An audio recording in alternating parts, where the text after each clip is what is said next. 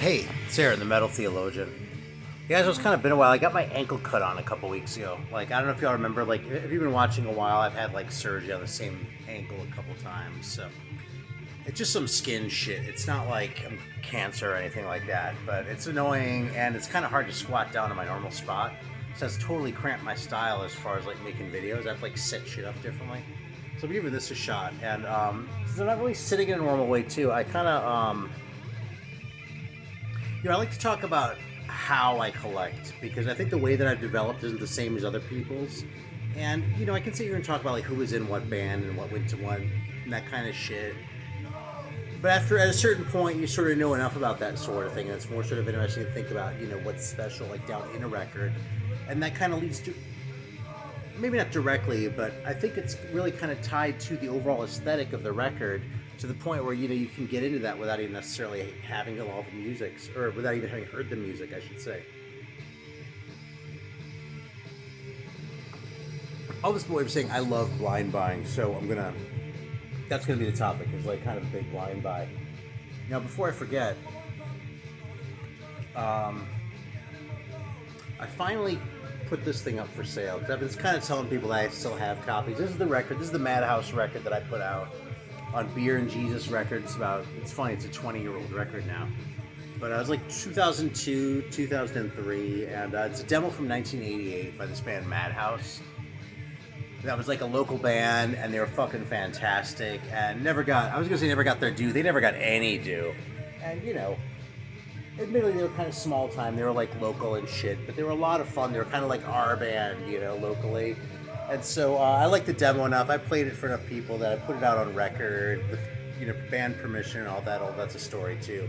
Not that there's already pushback. I just hadn't been in touch with them in 20 years at that point. So anyway, we're listening to it right now. I was thinking I shouldn't get a fucking copyright claim on this, because if anyone owns the rights to this, it's me. But I wouldn't say that I own the rights. I would say the band owns the rights. They let me press up the record once, so right. I don't own anything, except I still have these fucking records sitting around, and if you're actually interested in checking it out, I mean, they're cheaper than most of these new releases, and it is a genuine, like, 80s gem, and a 20-year-old record now, so. I kind of fucked up because I didn't get a drink. This is all fucked up. I'm just gonna fucking take this with me. Yeah, and fucking talk about this shit as we're going. So, this is really kind of ridiculous. I'm trying to keep it high so you can't see all the shit that's on the floor, right? But I didn't get a drink, so I'm gonna sit there and be like parched. Oh, actually, I know what I'm gonna do. Fucking, I forgot all about this shit. I actually have a soda to review. It's a good thing I came over here. Look at this. I haven't talked about these things yet. And I'll tell you something. This kind of shit's marvelous. I was gonna say I live for this kind of shit, but that's really a pretty gross overstatement, especially since y'all probably know about, like, all these different Mountain Dew flavors. The pentagram thing is funny. My brother made that. I kind of don't know why. But you know something?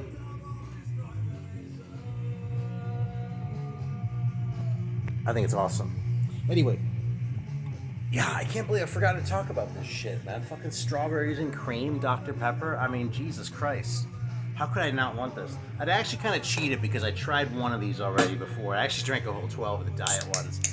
But for the sugared ones, we'll give this like a fucking review. I don't really remember what it tastes like because I'm kind of a space head anyway, so what the fuck, man. We'll just treat this.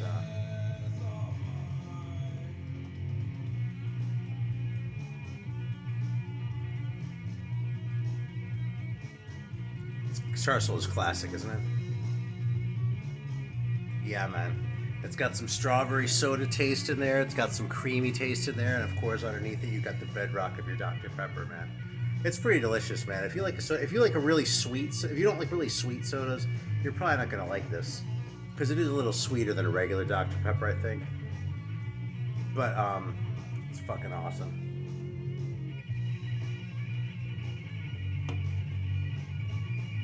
There's a mistake in the drum part there. Did you hear that?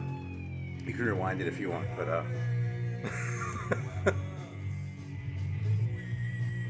yeah, awesome. All right, so anyway, so here's the deal. My very favorite way to take in music. This is obviously not the sort of thing you do very often, right? But my very favorite thing to do, especially when I'm like into like a new genre or something, is to like get like a big pack of shit that I have no idea about, just like blind buy a bunch of shit basically, and then just sit down here in my living room like this and take it all in, right? It's funny, there's so few records in the background. Like I expect that like people always have like all these grails behind them and shit. And like this is my second shot, and like in both cases, there aren't really that many around, but whatever. Yeah. So anyway, so I just got a tax refund, and sort of. So I went ahead and like just placed a huge ass order with the Cosmic Peddler for like this stoner and doom shit, right? Now keep in mind, here's what I know going in, right? I know there's a bunch of shit that I like, that I've heard, and that includes probably not all, but most of like the major bands in the genre. Okay, like Caius, obviously, and Fu Manchu. I mean, I've always liked Fu Manchu, but I didn't really get into that shit until more recently. Some of my own favorite bands are like Uncle Acid. They were sort of a newer one for me to discover, relative than say Orange Goblin. Electric Wizard I've known for a long time too, but I just really got into Electric Wizard not that long ago. I also really like Ohm and shit. But the shit that I've kind of gotten the most excited about recently has been this there has been the more psychedelic shit. And most of it has been from either Argentina or Sweden. Okay? So that's just sort of like before we even get to this, okay? So basically what we're going to talk through here is talk about why I looked at what I saw in each one and what my criteria were and why it made the list. When I was looking to spend, a few $100, but not like everything that they fucking have, right? Oh, and by the way, I kind of remember what's in here, but kind of not. So I'm sort of like evaluating my own consistency here as I do this, right? I mean, I'm breaking this open right now. You can see I'm not faking this fucking thing, so I haven't peeked. But, I'm not clueless about what's in here. Yeah. But, yeah, and as far as sampling, I'm pretty sure I didn't sample anything in here. There might have been one or two. What I generally did was look at the cover, and then, like, if it looked cool, look at the description to make sure that it wasn't gonna, that it was something that was gonna appeal to me. You know what I mean? It didn't have any, like, obvious red flags or shit like that I wasn't gonna be into, Like, frankly, if it sounds too much like it's gonna be a metal record, I'm not buying it right now because, like, I mean, I love doom metal. I mean, obviously, right? And some of the bands I've already named here have kind of been on the metal side too. Like there's, Electric Wizard doesn't sound like a metal band to me, but I'm not going to deny that they're metal adjacent. I think they're more metal adjacent even than a band like DRI, frankly. So, there you go. But I have a lot of metal. I mean, that's all metal, okay? So I don't need to be like, I'm sure what I'm doing, what this is to me is this is new music, right? This is me like learning about shit that I don't already know about. I can go out and get more metal records. I know that there's always more shit. So I'm trying to go for more of the psychedelic shit. Okay, so here we go. Those are like the things. So we're going to see like what I went for and why. This feels like really sort of self-indulgent here in a way, but I really think it's an interesting topic. So yeah, so this one. Okay, so first of all, the cover. And that's what we're going to be saying about all these, okay? First of all, the cover. Come on, I've got to hear that, right? But what am I going to do? But you see, it looks like that, right? So, like, I can listen to it online, but it's just more fun to take it out like this, right? So, yeah, oh, that's funny, there's a cream cover on here. That wouldn't have been a deal breaker, though. I didn't notice that, though. So they're Italian. This one, I gotta say, man, with this one, it was really the cover. Now, the other thing that I looked at, too, is Electric Valley. Now, I don't remember which one it was, but there were one or two that sort of caught my interest. So I actually kind of went with this because the Cosmic Peddler, the reason I placed this big-ass order with them is because they had a bunch of Electric Valley shit. They also have Interstellar Smoke stuff, and I really like that label. There's probably some of that in here, too. But again, nothing I've actually heard, This is just like heaven to me, though. Okay, so here we go. Yeah, this is on Interstellar Smoke, so I know that about it, and that's the cover.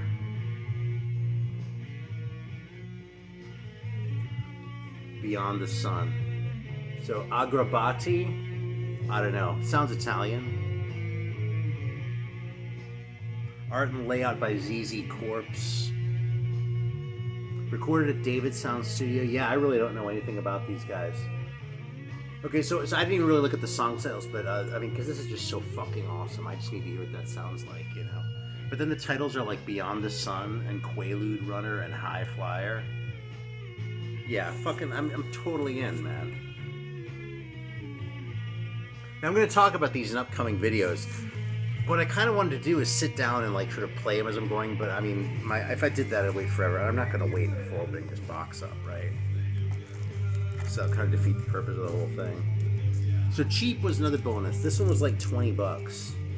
And I pretty much just went on the strength of the cover. Again, I like went and looked at the description to see if it said like doom metal or these guys, you know, heavy dose of Judas Priest and these. I would have passed, you know, because I have 1,000, like literally 1,000 records like that. But this one looks weird and psychedelic.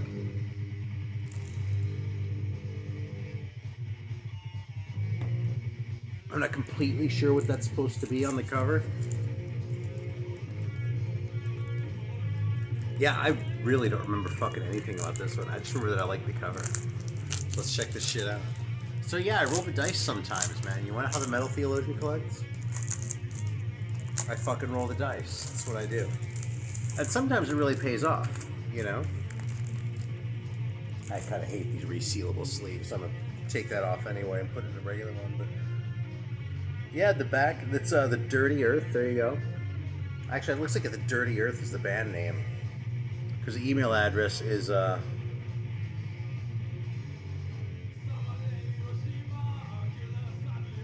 dirtyearthling@gmail.com. and the Bandcamp is the Dirty Earth at Bandcamp, which is pretty funny. But you know what else is fucking awesome about this? There's a guy named Tennille. The fucking singer is named Tennille.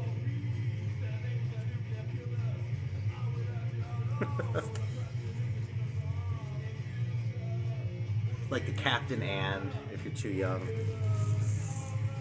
we go. I don't like to explain a joke, but... Alright, so this one I hesitated on a little bit, because even though this looks absolutely awesome, this label first came to my attention... It's El Paraíso. I think, Stavros, the Spinning Greek, was talking about this shit at one point. But there were a couple people talking about it, and I was aware of it being newer shit. So when it was on my radar, I was more like looking for like jazz shit. But I was looking for like 60s and 70s stuff. So I sort of kept it in the back of my, it sort of stayed in the back of my mind for that reason, but I never sort of went further into it. Well, since I sort of associated with the jazz thing because of that, I sort of hesitated on this. And this one I actually did sample a little bit, just like for a few seconds, I swear. But ultimately, yeah, it just looks really fucking cool. And honestly, the Cosmic Peddler like stocks this label. And since they also stock Interstellar Smoke shit, where I found a lot of good shit, and a couple other labels that I like, I was like, well, I mean, like Heavy Psych and shit. I was like, you know something? If they're making the effort, maybe we should give one of these a shot. So I'll pick one that looked cool. I think this might have been the cheapest of the ones that looked really cool. By like 50 cents, which shows you how arbitrary it is. Yeah, and I actually didn't see this, but there's an Adorno quote on the back, which is well,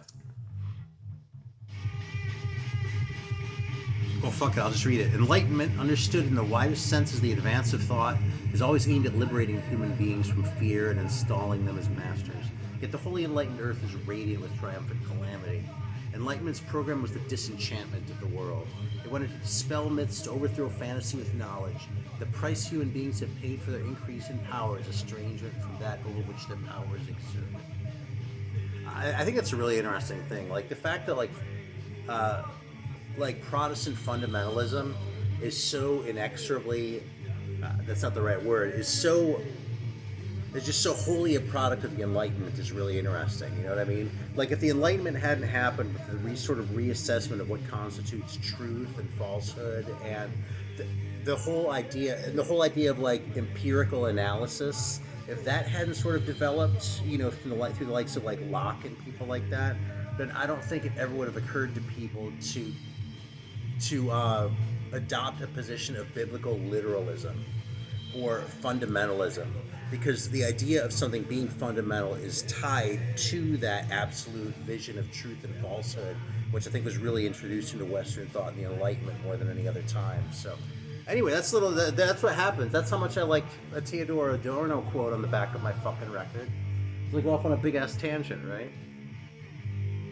Anyway, I think it's interesting though.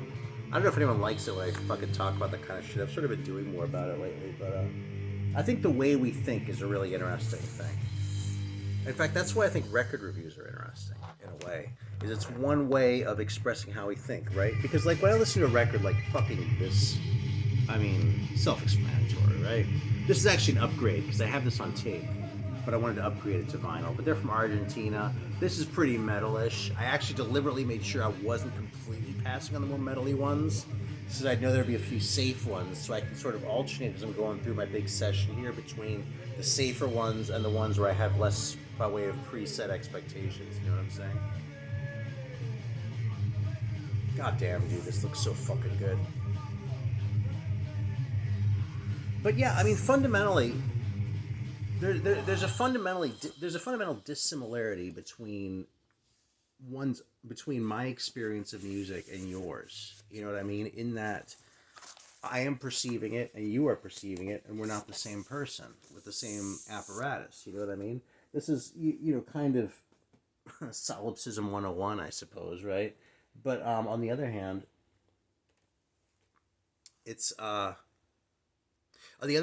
there isn't always a direct way to communicate what I'm hearing in a record. And sometimes, like, a strained analogy or something like that will do more to convey what I'm trying to tell you about a record and how I've enjoyed it than if I sit here and say, well, the bass pattern is really interesting here, or, you know, whatever else. I mean, those are interesting things, too. I'm not shitting on that, right?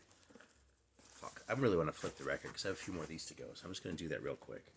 This is actually going slower than I expected it to. I was a little bit afraid that I wouldn't have to fill a 20-minute fucking video with, but it's looking like this might be a longie.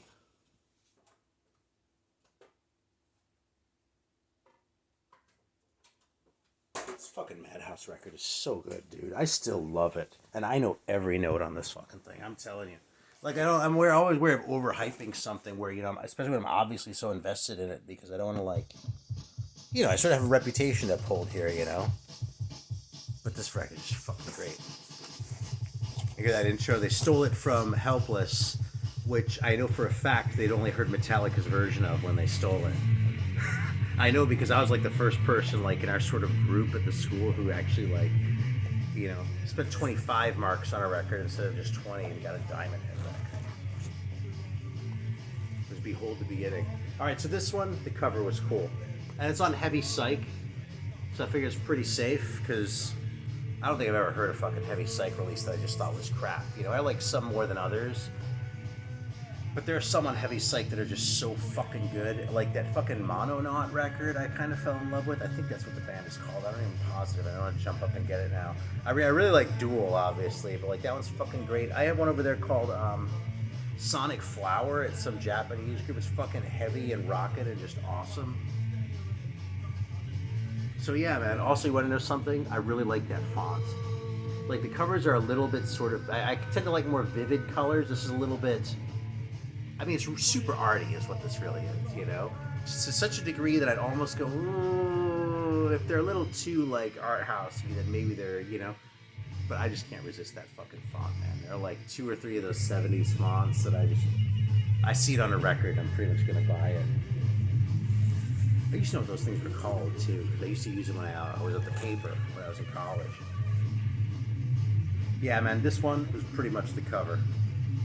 In fact, I think the cover of this one being so good, along with a couple others, is why I got interested in the Electric Valley label. But look at that shit, dude. It's pretty much just a straight-up line by here. Spanish title, I think, Mano de Mono. That's kind of an ethnic smorgasbord here. It looks like they recorded it in Sardinia. But one guy's named Athos, then Kiko DeSantis, then Marco Muro, then Keiko Magrini. Oh, well, it's not like I'm the expert on, like, divining where people are from. Anyway, man, that's also a very good font.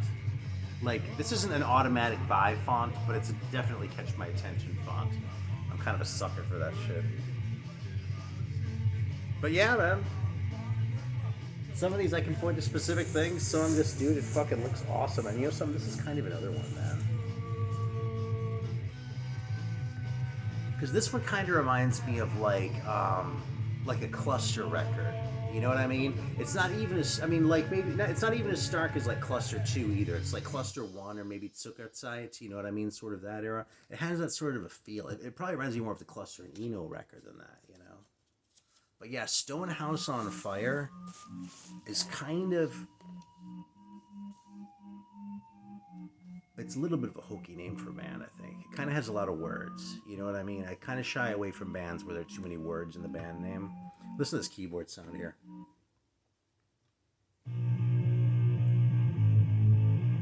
I love that shit. That's what makes Madhouse really special in my book.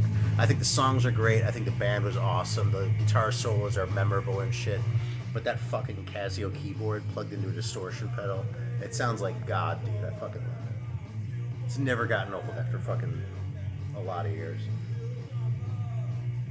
Yeah, so anyway, but here's the thing, is that looks so cool. And like, if that's where they're coming from, you know, I'll give them a chance.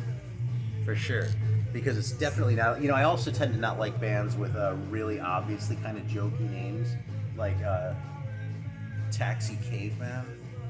Dude, I fucking love that record. The one that I got, I showed it, I've been playing that like every fucking day. I think I showed it in the last video. Yeah, man. This is another one that was pretty much the cover. It's on Cosmic Artifacts, which, you know, is promising, but dude, you see, when I see a record cover like this, I think, man, I'm only so strong, you know? Because that's just so fucking fantastic. Yeah. You know, it's funny, they're with these guys, they're frankly, one thing that sucks about this kind of music is they're just kind of not as funny, you know? Like, look at those fucking guys. You know, it's mostly because it's a newer band, so there's no, like, you know, weird retro, I wouldn't say anachronisms, but it's not anachronistic if you're looking for a picture that's actually from the 70s or 80s. But the point is, they just don't look as funny, you know what I mean? It's like with these older bands, I can talk about their mustaches or whatever if I don't have anything to say. With this one, I actually have to talk about the artistry. What's the world coming to? We don't talk about art on the Metal Theologian channel. We talk about shit.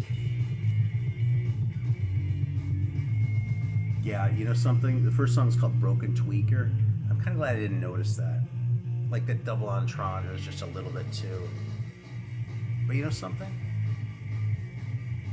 I'm still very confident that this record's gonna fucking rule. So I'm sure you'll hear about it soon.